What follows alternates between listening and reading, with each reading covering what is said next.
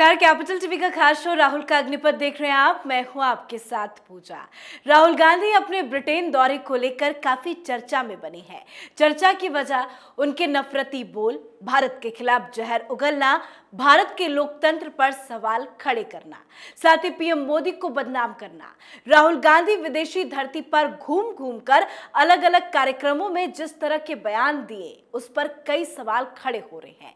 BJP Rahul Gandhi के बयानों पर हमलावर है, तो वहीं कांग्रेस चुप्पी साधी बैठी है। पर राहुल को अपने दिए गए बयानों का अंजाम भुगतना होगा, क्योंकि बयानों के खिलाफ कार्रवाई की तैयारी चल रही है। तो वहीं राहुल गांधी के खिलाफ विशेषाधिकार हनन नोटिस के मामले में लोकसभा की विशेषाधिकार समिति 10 मार्च को सुनवाई करेगी। तो राहुल के खिलाफ क्या एक्शन की तैयारी है, 10 मार्च को क्या होगा, आज इसी पे चर्चा करेंगे। बातचीत के लिए मेरे साथ स्टूडियो में मौजूद हैं कैपिटल टीवी के एग्जीक्यूटिव एडिटर राजीव जी। राजीव जी, बहुत बहुत स्वागत है आपका। 10 मार्च को क्या होगा? देखिए, 10 मार्च की तो पूरी तैयारी है। अभी निशिकांत दुबे ने मामला दर्ज कर दिया, नोटिस दे दिया। नोटिस से भी अब इन्होंने नोटिस का जवाब भी दे दिया है। अब सुनवाई होनी है कि क्या उस नोटिस का जवाब जो राहुल गांधी ने दिया है वो सेटिस्फैक्ट्री है, क्योंकि सेटिस्फैक्ट्री तो हो ही नहीं सकता है। जो इन्होंने पार्लियामेंट के अंदर बोला, लोकसभा में भाषण दिया और उसमें जो तथ्यहीन तर्कहीन आरोप लगाए हैं, उसका तथ्य या फिर उसका सबूत कहां से लाएंगे? ये बता ही नहीं सकते कि प्रधानमंत्री नरेंद्र मोदी और गौतम अडानी के बीच कुछ ऐसा नेक्सस है या संबंध है जिससे कि पीएम मोदी गौतम अडानी को सपोर्ट कर रहे हैं। अगर इनके पास एक भी ऐसा सबूत होता तो ये पार्लियामेंट में बोलने वाले नहीं थे, बल्कि ये सीधे सुप्रीम कोर्ट जाते, क्योंकि कांग्रेस में तो वकीलों की फौज पड़ी हुई है।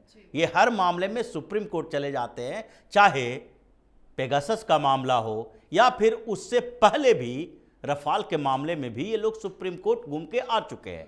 हर मामले में सुप्रीम कोर्ट चले जाते हैं। राज्यसभा का कहीं चुनाव हो रहा है, थोड़ी बहुत समस्याएं आई, ये चार्टर प्लेन से अपने वकील को, जो चंडीगढ़ से दिल्ली रातों रात लाने वाली कांग्रेस पार्टी है, जब अभिषेक मनु सिंघवी गुजरात में राज्यसभा चुनाव के समय गड़बड़ी हुई और ये चंडीगढ़ में थे, तो रात में चार्टर प्लेन से दिल्ली लाया गया था सुप्रीम कोर्ट के जजों के साथ सेटिंग होने के कारण कि अभिषेक मनु सिंघवी नहीं रहेंगे तो सुप्रीम कोर्ट के जज 11 बजे रात को जागेंगे कैसे? तो ये जो वकीलों की फौज वाली पार्टी है, अगर एक भी इनके पास सुराग होता तो सीधे सुप्रीम कोर्ट पहुंचता। लेकिन जो सुप्रीम कोर्ट में याचिकाएं दायर हुई है उसमें कहीं सरकार का नाम नहीं है। अडानी के मामले में सरकार का जिक्र नहीं किया गया है। यह कहा गया है कि जो रेगुलेटरी बॉडी है वो इस पर सही तरीके से काम कर रही है या नहीं। सुप्रीम कोर्ट ने जो पैनल बनाया उसका भी मकसद यही इन्वेस्टिगेट करना है कि शेयर मार्केट में उछाल होता है, गिरावट आती है, तो उस मार्केट में जो गिरावट अचानक से आती है उससे इन्वेस्टर्स का इंटरेस्ट कैसे सुरक्षित रखा जा सकता है। यानी कि जो लोग पैसा लगाते हैं वो पैसा उनका डूब जाएगा तो उनका भरोसा टूट जाएगा। इससे भी क्या कर रही है, इन लोगों ने सही काम किया है या फिर ये मार्केट की पॉलिसी है? ऑटोमेटिकली जो शेयर मार्केट ऐसा ही चलता है। अगर ऐसा चलता है तो उस पैनल का काम क्या हो सकता है?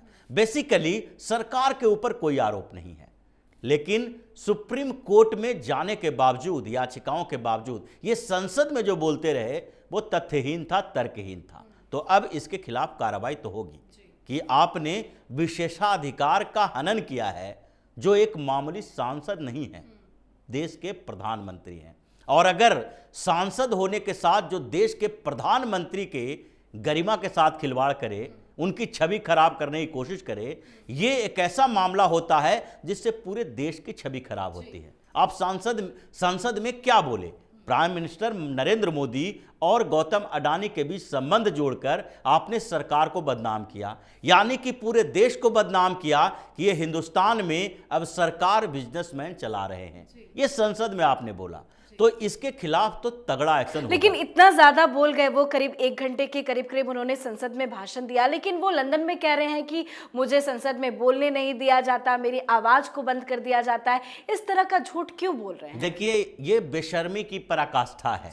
जिस व्यक्ति ने लंदन में जाके ये बोला कि हमें कैम्ब्रिज यूनिवर्सिटी में बोलने का मौका मिलता है, देश के यूनिवर्सिटी में बोलने का मौका नहीं मिलता है, जबकि ये संत स्टीफेंस कॉलेज में भी बोल चुके हैं, डीयू में जाकर बोल चुके हैं, और कहीं भी ये जाकर बोलने के लिए स्वतंत्र भारत हैं। जोड़ो यात्रा में इन्होंने इतना भारत बोला। जोड़ो यात्रा में इन्होंने बोला, लेकिन कैम्ब्रिज यूनिवर्सिटी में बोल सकते हैं नहीं, वो बोलने की प्लानिंग चलती है। ये पूरा का पूरा प्रायोजित कार्यक्रम होता है। राहुल गांधी न तो इंटेलेक्चुअल हैं और न ही पॉलिटिकल पार्टी के स्तर पर कांग्रेस के इतने इंटेलेक्चुअल नेता माने जाते हैं, न ही थिंक टैंकर हैं, न ही 2-4 किताबें लिख रखी है, न इनको इकोनॉमी की जानकारी है, न जियो पॉलिटिक्स पर किताब लिख चुके हैं, न इंटरनेशनल रिलेशन के बारे में इनके बारे में कभी कहा गया होगा कि अंतर्राष्ट्रीय संबंधों पर इनका कोई रिसर्च है।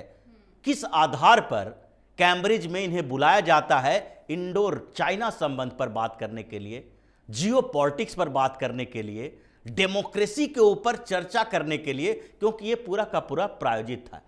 ये एक सेट करते हैं कि विदेश में जाकर वहां के मीडिया से गिड़गिड़ाएंगे, क्योंकि अभी तक इतने समय में आपने देखा होगा कि जब भारत के विदेश मंत्री या भारत के कोई बड़े मिनिस्टर, यहां तक कि प्राइम मिनिस्टर जब विदेश दौरे पर जाते हैं तो वहां पर क्या हर मीडिया वाले से इंटरव्यू देते रहते हैं? या फिर अभी G20 की बैठकें चल रही है, मतलब G20 के मेंबर कंट्री के सारे, चाइना के भी फॉरेन मिनिस्टर आए, रसिया के भी आए, इन लोगों ने यहां के मीडिया हाउसेस में कितना इंटरव्यू दिया? आखिरकार वो लोग हमारे मीडिया हाउसेस के साथ वो बातें नहीं करते हैं, राहुल गांधी वहां जाकर बातें करते हैं। इसका मतलब है कि राहुल गांधी ये पूरा का पूरा कांग्रेस प्रायोजित कार्यक्रम है लंदन का, जिसमें ये जाकर वहां बोलना ही चाहते थे, इन्हीं मुद्दों पर देश को बदनाम करना है, मोदी को बदनाम करना है, संघ को बदनाम करना है, और इन सारे को बदनाम करने के पीछे मकसद यही है कि ये कह रहे हैं कि यूरोप और अमेरिका मिलकर भारत में इंटरवेंस करे, यानी कि आंतरिक मामलों में दूसरे देशों का सहयोग चाहिए। तो क्या राहुल गांधी ये चाहते हैं कि जैसे अमेरिकी फौज इराक पहुंच जाती है वैसे ही भारत पहुंच जाए? क्या अमेरिका और यूरोप मिलकर नाटो भारत में इंटरवेंशन करने के लिए आए कि भारत में तो अब डेमोक्रेसी नहीं है, तो इसलिए डेमोक्रेसी के लिए बात करनी चाहिए? राहुल गांधी ने कितनी बातें बोली इस पूरे सेमिनार में। आप लंदन में बोल रहे हो, ऐसा नहीं है कि आप हिंदुस्तान में बोल रहे हो। जब ग्लोबल बातें कर रहे हो तो कितनी बार आपने कहा कि पाकिस्तान में डेमोक्रेसी है ही नहीं, चाइना में डेमोक्रेसी नहीं है। जब डेमोक्रेसी की चर्चा होगी तो यह भी कहा जाएगा कि अरब देशों में डेमोक्रेसी तो अभी आई ही नहीं है।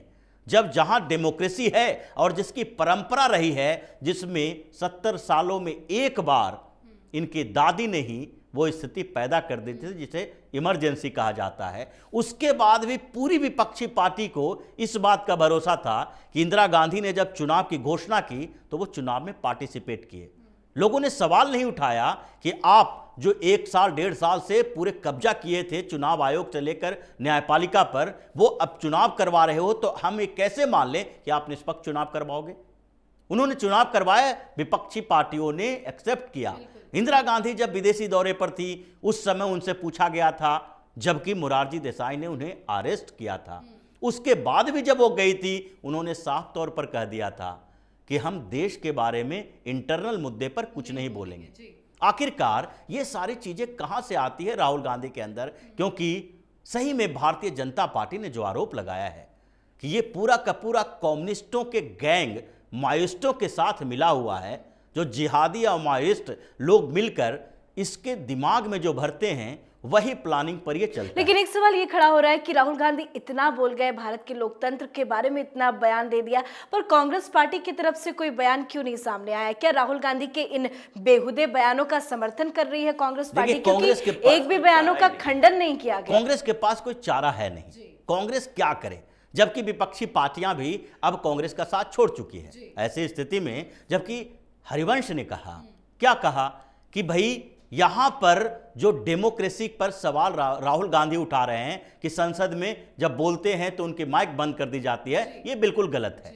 क्योंकि वो डिप्टी चेयरमैन हैं, जदयू के नेता हैं और मोदी की सरकार में, जबकि एनडीए से जदयू अलग हो जाने के बावजूद नीतीश कुमार दूसरे के साथ सरकार बनाए हुए हैं, फिर भी उनको डिप्टी चेयरमैन के पोस्ट से नहीं हटाया गया है। ये तो डेमोक्रेसी है, ये भारतीय जनता पार्टी की परंपरा है, संस्कार है। जब दूसरी तरफ कांग्रेस से बार बार सवाल उठाया जा रहा है, कांग्रेस के अध्यक्ष हैं अभी मल्लिकार्जुन खड़गे, उनको एक बार बोलना चाहिए कि ये बातें राहुल गांधी बोल रहे हैं, उनका अपना ओपिनियन है, कांग्रेस के पार्टी का लेना देना नहीं है, लेकिन ये नहीं बोलेंगे। राहुल गांधी के बारे में एक शब्द बोलने का मतलब है कि कांग्रेस पार्टी से आप आउट कर दिए जाओगे। अब ये स्थिति है, लेकिन सरकार भी अब चुप बैठने वाली नहीं है। सबसे पहले जिस जुडिशियरी के ऊपर सवाल उठाया गया है वो जुडिशियरी, और जिस ईडी और सीबीआई पर सवाल उठाया गया है, ये दोनों एक्शन लेने वाले हैं। राहुल गांधी का बेल कैंसिल होने वाला है, और उसके बाद जिस तरीके से विदेशों में जाकर ये भारत को बदनाम करने की साजिश कर रहे हैं, इनका पासपोर्ट भी जब्त होना चाहिए कि बाहर जाओ ही नहीं, आप यहां पर जेल के अंदर रहो, क्योंकि तुमने अब ठान लिया है कि हिंदुस्तान को बदनाम करेंगे। और हिंदुस्तान को बदनाम करने के साथ साथ इतनी बड़ी कॉन्स्पिरेसी करने वाले के गैंग में हो जो हिंदुस्तान के उस परंपरा पर, डेमोक्रेसी पर सवाल उठा रहा है। तो अब राहुल गांधी को बिल्कुल जेल में डालना ही चाहिए, बिल्कुल देशद्रोह का बेल कैंसिल मुकदमा होना लगना चाहिए। देशद्रोह का मुकदमा इस पर होना चाहिए। बहुत बहुत अच्छे से आपने समझाया, बहुत बहुत धन्यवाद। धन्यवाद। तो राहुल गांधी के खिलाफ विशेषाधिकार हनन नोटिस के मामले में लोकसभा की विशेषाधिकार समिति 10 मार्च को सुनवाई करेगी। 10 मार्च का दिन काफी अहम, इससे पहले राहुल गांधी को नोटिस जारी कर उसका जवाब भी मांगा गया था, जिसका राहुल गांधी ने संतोषजनक जवाब नहीं दिया, जिस पर अब एक्शन की बड़ी तैयारी है। पर जिस तरह से राहुल गांधी ने ब्रिटेन में देश को बदनाम किया, उसके लिए देश राहुल गांधी को कभी माफ नहीं करेगा। आप अपनी राय कमेंट करके जरूर लिखें। देखते रहिए कैपिटल टीवी। नमस्कार।